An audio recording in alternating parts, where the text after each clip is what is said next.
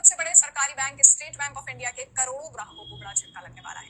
कर्मचारी यूनियन 25 और 26 मई को बैंक स्ट्राइक करेंगे, लेकिन उससे पहले फिर से स्ट्राइक। चौथे शनिवार ये साले बैंक वाले कामचोर कुछ नहीं करते, सारा दिन बस लंच करते रहते। I'm glad to announce that we have posted highest ever net profit of 80,032 crores. 80,000 increase of 12.88%. 80,000 crore कितना होता है? State Bank of India 109 trillion का बिजनेस क्रॉस करके वर्ल्ड में टॉप 20 बैंक्स में आ गया है। जाहिर सी बात है, ये मोमेंट हर एक एसबीआई एम्प्लॉय के लिए, हर एक एसबीआई एस्पिरेंट के लिए एक प्राउड की बात है, और इसके साथ ही पूरे भारत के लिए और स्टेट बैंक ऑफ इंडिया के हर एक कस्टमर के लिए भी प्राउड का मोमेंट है। लेकिन इस चमकते सिक्के का एक दूसरा पहलू भी है। स्टेट बैंक ऑफ इंडिया का सर्कुलर नंबर 34/2017-18 कहता है, clerical staff inter circle transfer के लिए तभी एलिजिबल होगा जब वो सर्कुलर में दिए गए मिनिमम सर्विस पीरियड को कंप्लीट कर लेगा। लेकिन एक्सट्रीम कंपैशनेट ग्राउंड के आधार पर बिना किसी मिनिमम सर्विस क्राइटेरिया के भी ट्रांसफर रिक्वेस्ट को स्वीकार करने का प्रावधान इस सर्कुलर में दिया गया है। अब जो मैं आपको आगे बताने जा रहा हूँ उसे ध्यान से सुनिए। एसबीआई की 2019 की जूनियर एसोसिएट्स के एडवर्टाइजमेंट में एक लाइन डाली गई, there is no provision for inter circle and state transfer for junior associates to be recruited. ये लाइन 2019 से 2025 तक एसबीआई के हर एक जूनियर एसोसिएट्स रिक्रूटमेंट एडवर्टाइजमेंट में प्रिंट हुई है। 15 सितंबर 2024 और 24 अक्टूबर 2024 को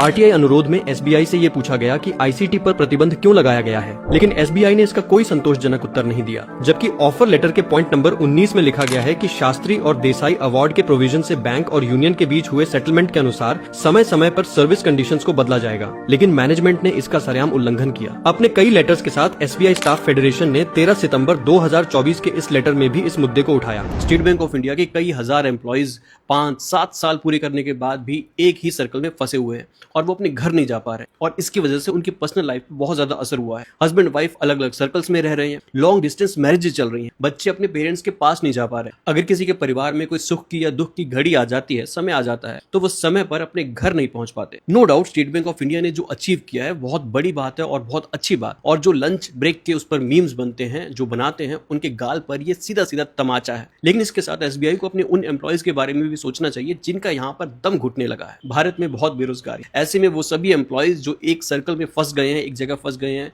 वो ना तो अपनी जॉब छोड़ पा रहे हैं और ना ही अपने घर आ पा रहे हैं। इसलिए एसबीआई की मैनेजमेंट को चाहिए कि वो अपने इन एम्प्लॉइज की सुने और उनकी छोटी सी डिमांड को पूरा करे, क्योंकि ये जो 80,000 करोड़ का प्रॉफिट हुआ है, ये सिर्फ एसबीआई की पॉलिसीज की वजह से नहीं हुआ है, ये उन एम्प्लॉइज की वजह से हुआ है जिन्होंने दिन रात एसबीआई के लिए काम किया। और 80,000 करोड़ रुपए का क्या फायदा अगर आप अपने एम्प्लॉइज की छोटी मोटी प्रॉब्लम्स को सॉल्व नहीं कर सकते।